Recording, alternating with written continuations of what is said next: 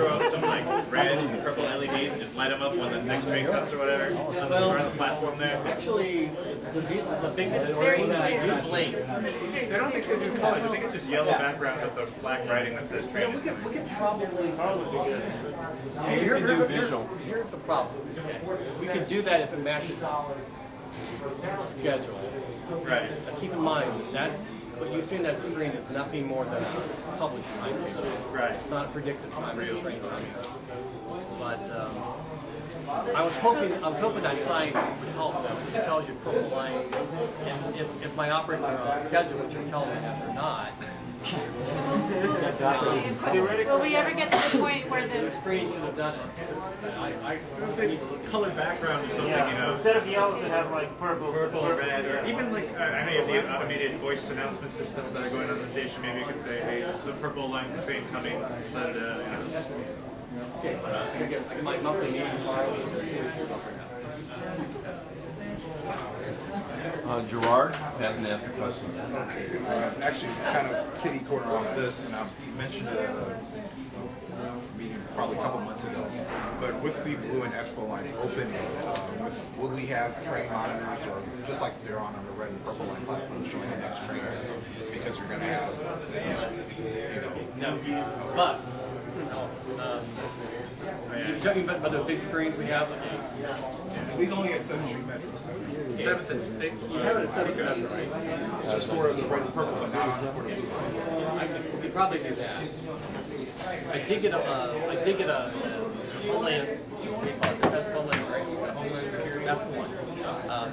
We did get a grant to put them up on the east side and the gold line. So we are doing that. What happened? There's big visual message signs in the red and purple. Yeah, we're going to put that on both things, phase 1 and phase 2. And we got a grant for that.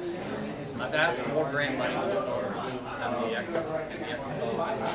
That has not been approved yet. It's like $3.5 million. I was more or less thinking on the 7th Street Metro Center, because you have to. Yeah, we're going to have to do something. Yeah, in fact, the peer review actually went down and told Rick Thorpe that you need to do something at 7th Metro. You need to change. Queuing issues are a big deal. Remember, the station platform, the side platform, the center, that's another issue. Because as you go up to the big Everybody, you have to be consistent. You have to tell everybody you're up at the board on this platform. Right. So everybody's got deboard. You can't board from both. Right. So we can deboard and board on the track, that southbound track. But it's a very challenging environment. And Rick knows peer review, which I've not seen the report, but they did make a big deal about the last more communication, visual message signs, queuing. How are we going to queue the difference 3 minutes apart, let's say, blue line passengers at rush hour versus expo? I mean, where are you going to put the people? How are you going to communicate it? It's going to take a lot of money to operate that system. I mean, like when the operator comes in, let's say from Long Beach or Expo, the 3-car train, we have to have every train swept, make sure there's nobody on it. He has to be behind the station platform and cross over. That means I got to have an operator stay in the train, another one get on the back, crosses over, he keys out, and the guy keys in and comes back. It's going to be just like that constantly. Even finding your way in 7th Metro is quite a challenge. It's orienting yourself saying, I want to go to 7th Figueroa. It's a severe challenge. You know, it took me maybe like 5-6 years to figure out, like, oh, that's 7th Flower. If I go up the stairs and come out up the top there, you know, like. Yeah, I'll be honest with you. If I'm not paying attention, where am I? Yeah, down there you have to think. Especially if you're coming up from that red line platform and you're just trying to figure out, okay, am I on platform 1 or 2 for the blue line? They used to have like a television that told you. Yeah, I was going to say, they used to have the display in there. Even then, which side you had to go to the next board. Really? Yeah. What happened to it? It hasn't been operating for a long time. That was maybe 4 or 5 years. That was before the current displays. Yeah, I think what happened is when they put in those displays, they took out those televisions. When did it stop working before that? It stopped working before they came out. Well before that. Actually, they were. They were during 2000, 2001 when they were extending the platforms to the blue line. That was the only way people, and they had to use both platforms to board. So that was the only way. They were telling you which platform the train was going. And that's what got me. That's what the idea is. Got a side question. Okay, assuming that the certain rail car company signs a contract with certain transportation authority, what will you guys be doing to police and make sure that they comply? And do you have like extra staff, whole department, or what are you going to do to make sure they actually behave? I mean, we did the calculations. They managed to assemble 5 cars a year. My cat can assemble something in more frequently than 5 per year. Perhaps you should preface that with camera. With what? Preface it with I'll do the camera. Let me say, for the last 3 months, we've only had 1 car condition accepted. That's not sounding real good. We have a staffing plan that we're putting together right now. In fact, tomorrow we're out there. Already have an outline of how we're going to manage it. Understand something.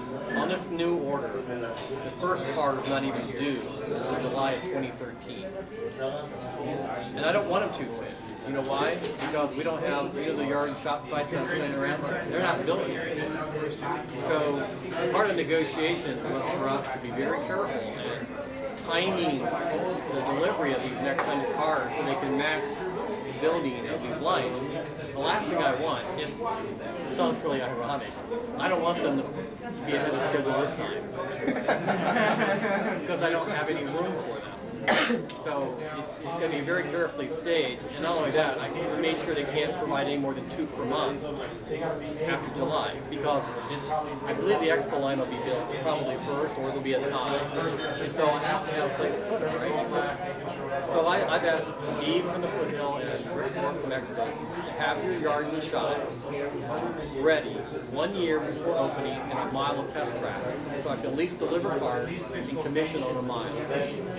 So that's and then I based the new rate of delivery schedule around the projected opening of these yards and shops. One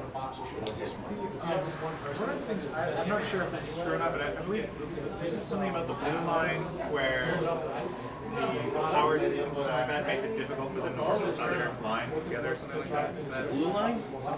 Well, the power system between the 3 lines. The green line. the green line's the one that's missing?